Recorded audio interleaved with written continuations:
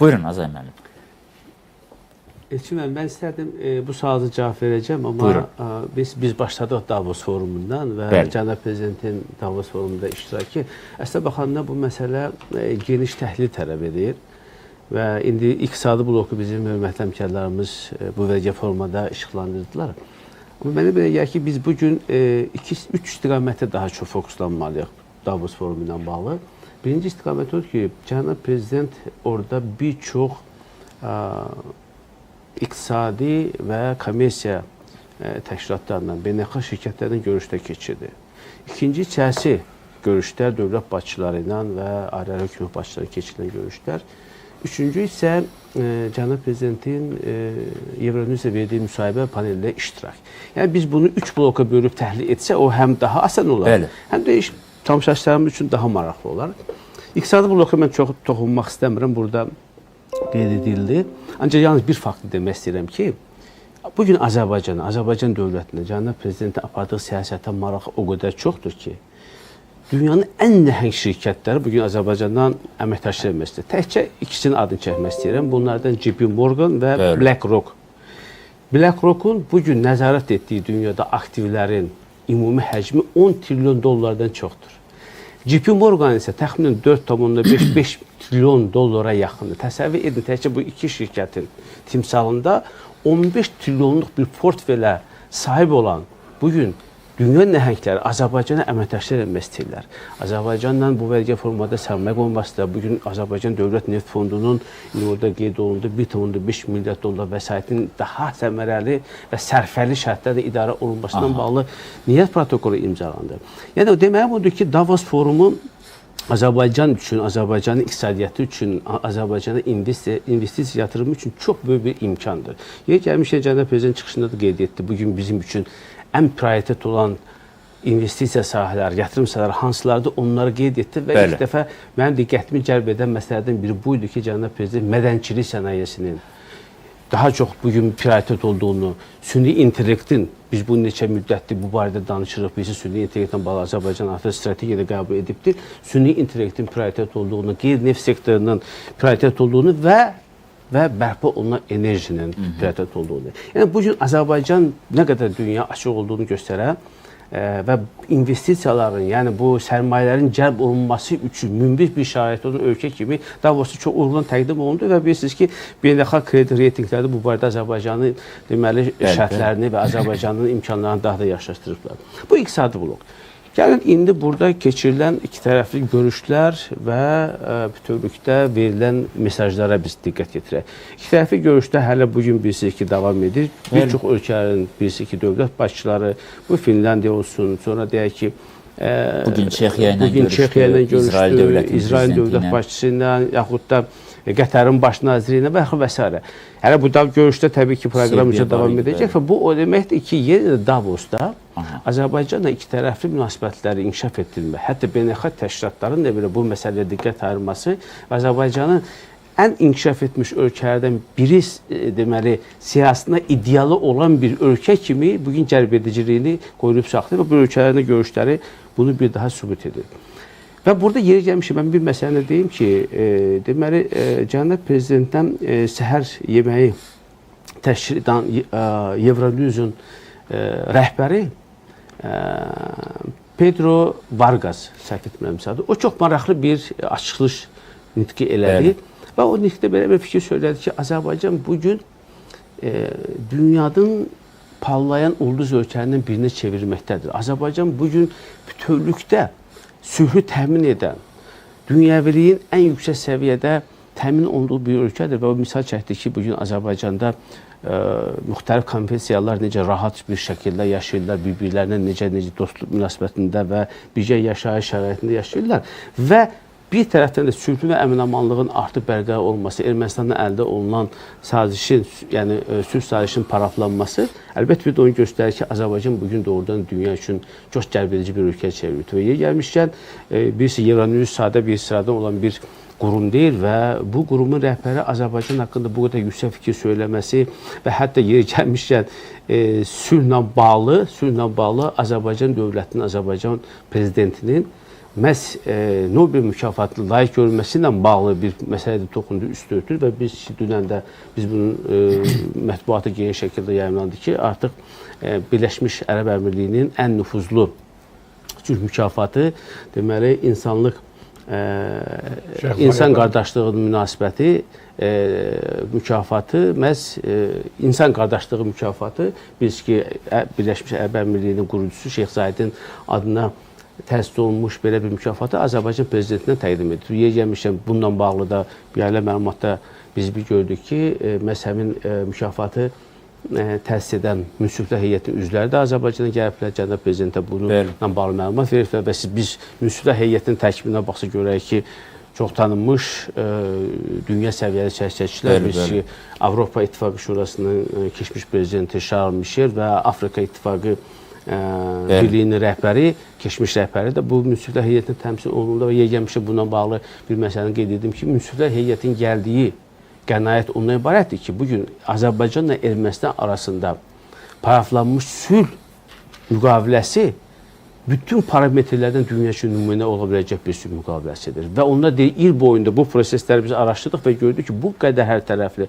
bu qədər geniş, bu qədər sülhü, gerçək sülhü təmin edə biləcək bir deməli sülh modeli yoxdur və bunu məhz Azərbaycanın bir təşəbbüsünə həyata keçirilən bir proses olduğuna görə bu mükafat Azərbaycanın prezidenti təqdim edir. Gəlmişdə elə mən Pedro Vargas'ın bu sözünün də istərdim biz bütövlükdə diqqətə alaq. Çünki mən əminəm ki, növbəti illərdə sözün əsl mənasında Nobel mükafatına ən ciddi namizəd məsələ cənab prezident olmalıdır. Azərbaycanda, Cənubi Qafqazda sülhü ciddi şəkildə təsis edən sülh qurucusu olaraq bu mükafat hesab alınmalıdır. İndi məsələnin digər tərəflərinə biz gələr. Əlbəttə, keçirilən panellərdə bilirsiniz ki, Avrasiya iqtisadi məkanının özünə məxsusluğunun müəyyənləşdirilməsi, Avrasiyanın daha doğrusu iqtisadi özünə məxsus müəyyənləşdirilməsi adlı paneldə bilirsiniz ki, Azərbaycan prezidenti iştirak etdi, o cümlədə Ermənistan prezidenti və yeri gəlmişkən Ermənistan prezidenti öz bütün siyasi karyerasından müdrik çıxışı elədi. Bəli, o dəfələrlə cənab prezidentə istinad etdi, təşəkkür etdi, cənab prezidentin sülh quruculuq prosesində oynadığı aşar rolu qeyd etdi, müdrik olaraq. Müdrik bir siyasətçi olarak qeyd etdi. Bəli, bunda hamısı gözəl bir erməninin anlaması. Bəli, xüsusilə və orada qeyd olundu ki, biz uzun müddət münaqişə içərisində yaşamışıq və nəhayət biz sülhü görürük, istəyirik və cənab prezidentinin bundan bağlı bilirsiniz ki, çox maraqlı açıqlamaları oldu ki, və bugün biz sülh prosesindən zövq alırıq. Siz deyirsiniz ki, Avropa İttifaqı konkret olaraq bizim bugün həyata keçirdiyimiz enerji layihələrinə vəsait ayırmır, investisiya qoymur. Birinci, onu deyim ki, vaxtilə biz belə acı təcrübəni yaşamışıq. Siz bir xatırlısınız, yoxsa Nabuk adlı bir layihə vardı. Bu layihə bilirsiniz ki, həyata keçirilməsində Almaniya əsas maraqlı tərəfdaşlardan biri idi.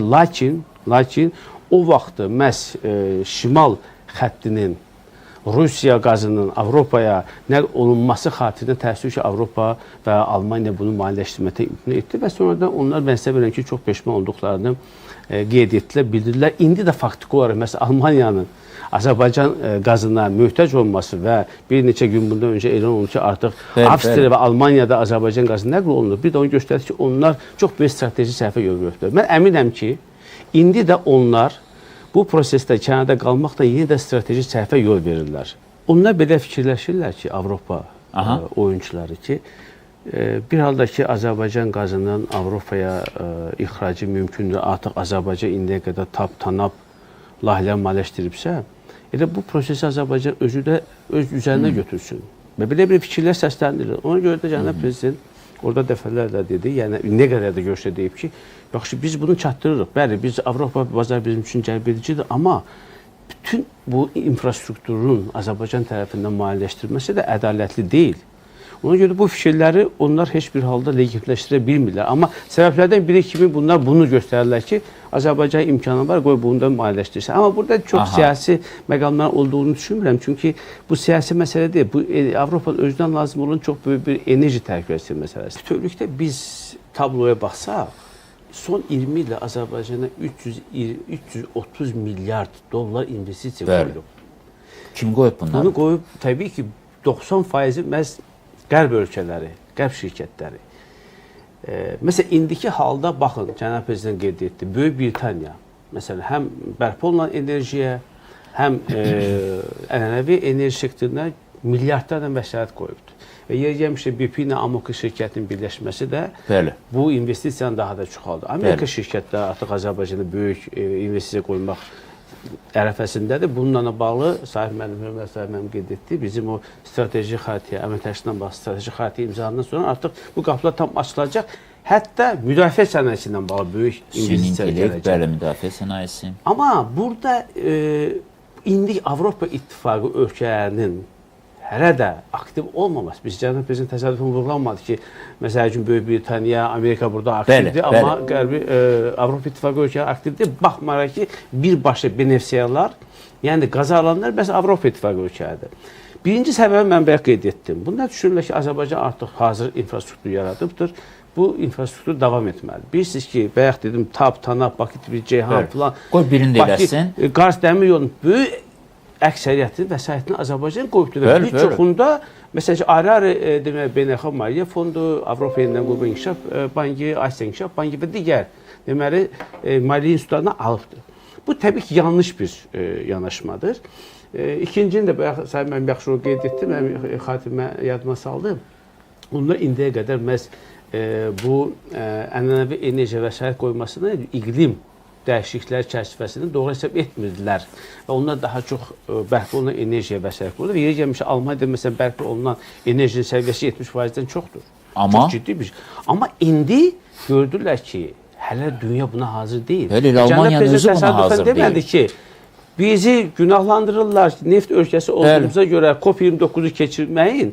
Və özləri də sonradan bizə hücum edirlər və sonra da özləri də başlayırlar Azərbaycandan qaz almağa.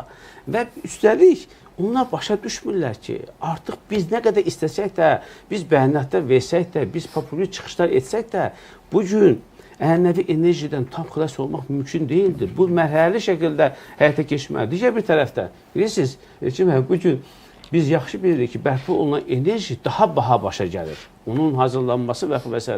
Bura investisiyaların yatırılması da əlbəttə ki, vacibdir. Amma indi bunun səbəblərinin bir çox istiqamətdə qeyd olundu. Mənə belə gəlir ki, biz bugün Avropa cəmiyyəti ilə, ümumiyyətlə Avropanın birisi də iki hissəyə bölünür. Bir Avropa İttifaqının üzv ölkələri, bir də Avropa siyasi cəmiyyəsi. Burada 47 ölkə var, amma Avropa İttifaqının 27 ölkəsi. Söhbət yerdə qalan 20 ölkənin də təbii ki, biz mövqeyini biz nəzərə almalıyıq və təkcə Avropadan danışan zaman biz təkcə Avropa İttifaqı ölkələrinin nəzərə tutmamalıyıq. Amma məsələnin digər tərəfinə gələndə mən istərdim ki, bu siyasi məsələlərdən bahsedici bayaq toxundunuz. Paşinyan çox gözəl bilirdi ki, Davos deməli, forumunda müxtəlif panellər düzənlənincə o cümlələrdə Cənubi Qafqazdan bağlı sülh məsələsi müzakirə olunacaq. Paşinyan sülhlə bağlı çoxlu çağırışlar etmişdi. Birisi sülhlə bağlı olan məsələlərdə mövqeyi aydın idi. Artıq Paşinyanın Ermənistan ictimaiyyətində yaratdığı bir qəlb var. Onun bir yaratdığı bir situasiya var. Amma bu prosesdə başqa aktorların da iştirak etməsi vacib idi. Ona görə də mənə belə gəlir ki, Ermənistan prezidentini göndərməklə və o hazırki sülhlə bağlı bu qədər xoş və müsbət, pozitiv fikrə səsləndirməklə Ermənistan ictimaiyyətə əlavə bir alternativ fikir olaraq da sərgiləmək istəyirdi ki, bax mən tək deyiləm, prezident də bu fikirdədir. Ona görə də bizim bütövlükdə sülhə yanaşmamız Ermənistan ictimaiyyətinin ümumi maraqlarını təmsil edir. Ona görə bilirsiniz, bir çox hallarda bugün Paşinyanın rəqibləri təbii ki, siyasi motivasiyalı olaraq Paşinyanı günahlandırır ki, siz bir tərəfli şəkildə Azərbaycana güzəştə gedərək sülhə nail olmuşsunuz. Hətta bu Ermənistan maraqlarına xidmət Amerikadan dedi ki, o Azərbaycanın səfiridir Ermənistanda. Bəli, tamam. Ona görə də artıq bu narrativləri müəyyən mənada neytrallaşdırmaq üçün başqa bir aktorun, başqa bir siyasi rəhbərin, xadimin orada bu sözlə səsləndirməsinə ehtiyac var idi ki, Paşinyanın verdiyi tezisləri dəstəklərin sayı çox